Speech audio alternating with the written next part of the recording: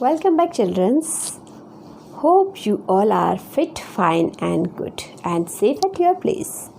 Students, as you know that we are studying our 6th chapter in history, in which we have already studied about the temple towns, the different type of administration during the medieval period. But still, a topic is left from this chapter, which is a closer look, in which we will see the changes which were occurred during the 16th and 17th century. So now let's see what were the changes occurred in 16th and 17th century in our today's topic, that is a closer look Hampi, Masulipattanaam and Surat, in which we will discuss about the architecture during the medieval period, and we will cover few more topics as a gateway to the west, Surat. Second, fishing is troubled waters at Masulipattanaam, and our next topic will be as a conclusion of the chapter, that is new towns and traders as a new towns and traders. So let's start discussion about the main important topic, that is a closer look Hampi. Students, Hampi, Masulipattanaam and Surat. The three towns had risen to great prominence during their respective period at medieval period. Masulipattanaam and Surat were also known as the port town. So first we will study about Hampi and the architecture of Hampi. Students, Hampi was the capital of the mighty Vijayanagara Empire, and it is situated in the Krishna Tungabhadra basin. It is a well fortified city from all the sides, as from one side it is bounded by Tungabhadra river and by hill on the other three sides. If we talk about the architecture of Hampi, the architecture of Hampi was rare and different from all the nearby areas. So let's see the architecture of Hampi. Student, the city Hampi was founded by Harihara in 1336. The magnificent ruins of the city tells that once it was a well fortified city.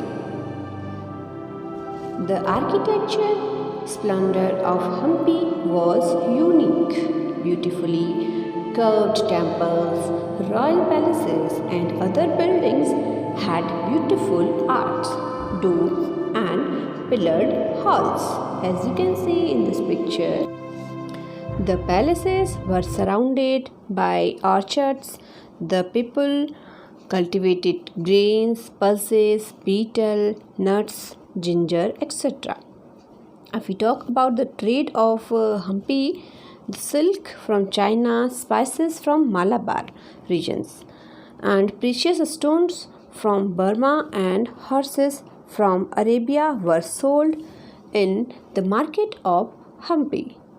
As usual in the medieval period, the temples had a special place in the cultural life of Hampi. The archaeologists had found a platform, perhaps from where the king and his family watched dance and musical performance during the Mahanavami festivals. In the Battle of Talikota in 1565, the Vijayanagara kingdom was attacked by a combined forces of 5 small kingdoms. The enemies burnt Hampi, including several monuments and temples, and turned Hampi into ruins. Students, as we know, Hampi is famous for its architecture, but due to the enemies of Hampi, it turned into ruins, and now it is totally changed. The same case was happened with the city Surat, which is known as the gateway to the west. So let's see what was the condition during the medieval period of Surat in the second topic of our today's chapter, that is a gateway to the west, Surat.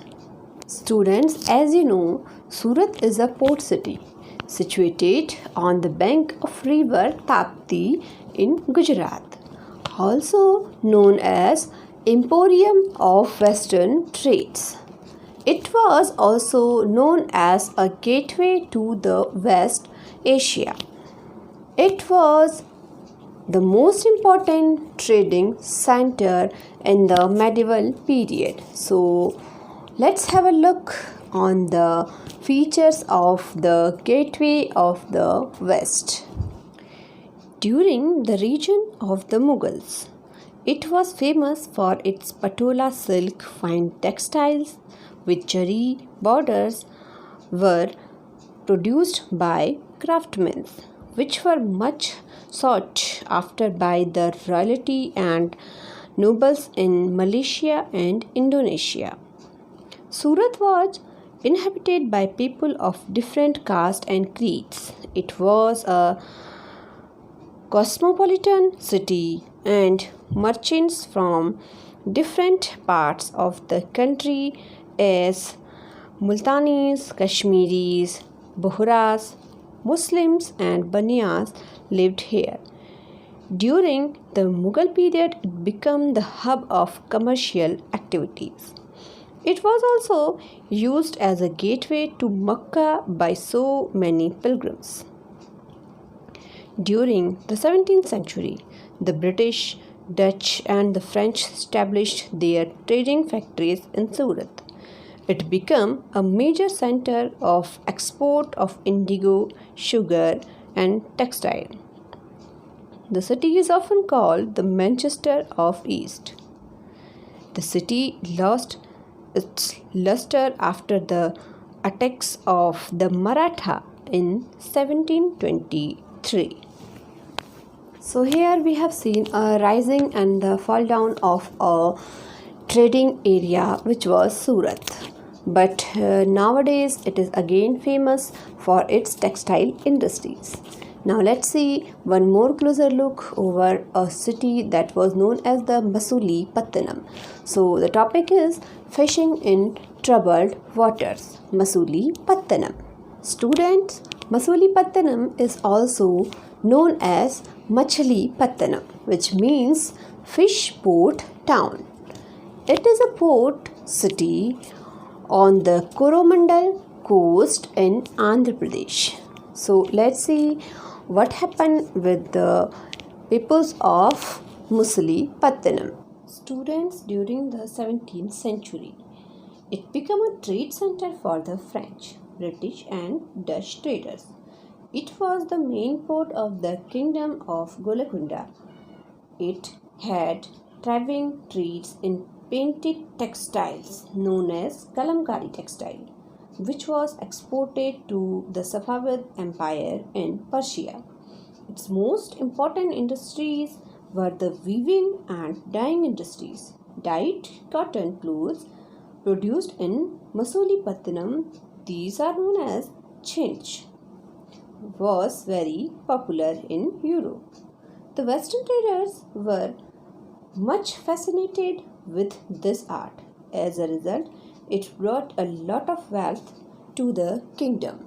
But as usual, when the colonial rule of the Britisher came to India, then same condition was occurred with the people of Masulipattanaam. They lost both its merchants and prosperity and declined in the course of the 18th century.